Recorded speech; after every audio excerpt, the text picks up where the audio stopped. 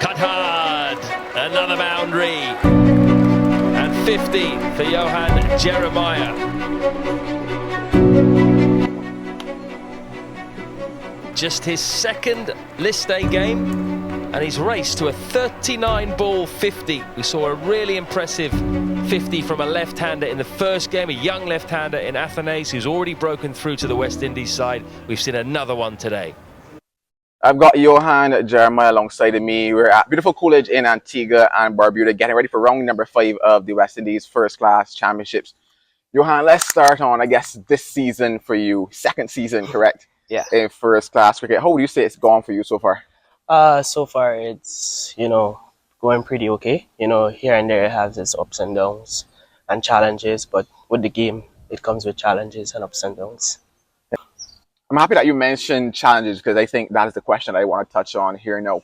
What would you say have been some of the challenges that you've experienced now that you're playing at the first class level? Yeah, so actually in the list A cricket, I opened the batting for CCC, obviously with the white ball is a bit different to the red ball.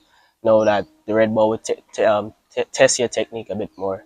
So that's one of the challenges, that I had to face, ensure that I'm more compact as a batsman coming into the first class season.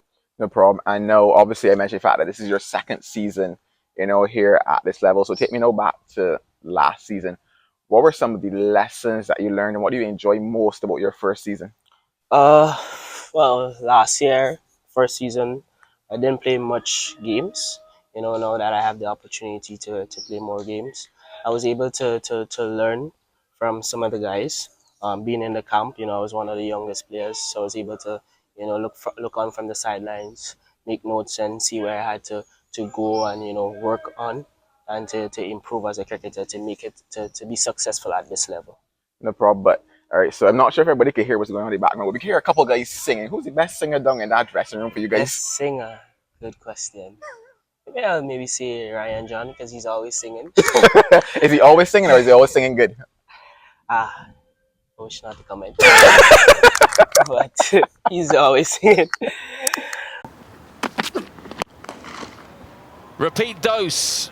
Up and over the leg side. One bounce this time. He's going to have to change his line. Naeem Young, 2 straight.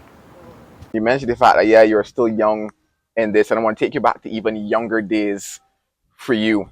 Yeah. When did cricket start for you? What got you started in cricket? Good momentum to carry on and get to execute properly. That's a nice shot. It crashes into the boundary for 4. So actually I started cricket at age 7. That's something that I always wanted to do. But both of my parents are in education, so my dad is very big on education.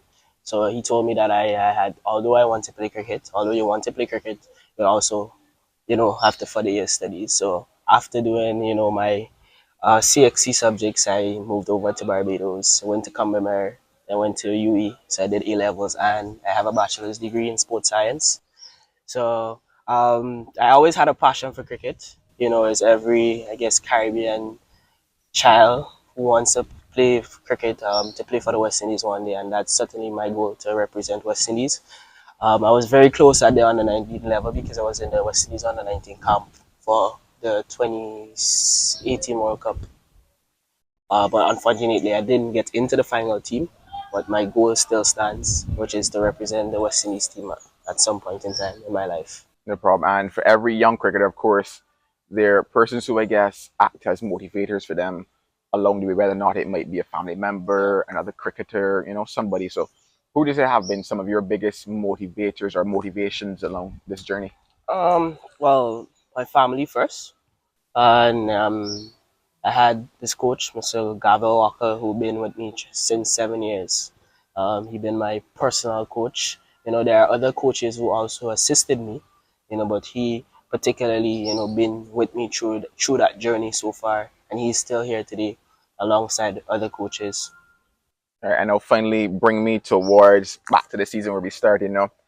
What are you hoping to tick off for yourself in this season, whether or not it be runs, whether or not it be some form of improvement? What are you hoping to tick off in this year's first class season?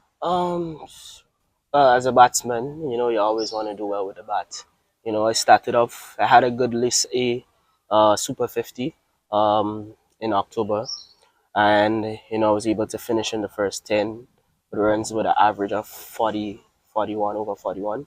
Um, for first class, I'm just looking to continue that consistency. I want to be more consistent as a batsman, and also look at my batting average. Also finish in the first. If I can finish in the first 10 or even the first 5 runs, that would be a goal that I would want to achieve.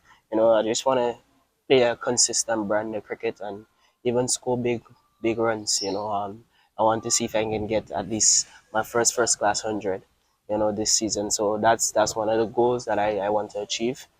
So I'm always looking for ways to improve and to be a better cricketer and a better batsman. But I want to be more consistent. That's something that's the one of the top goals for myself. Focus on the task at hand, which is to do well this season. And we started off well. We had a bad game last game, but sometimes you need those games to see where you're at so that you can improve in certain areas. So I am enjoying the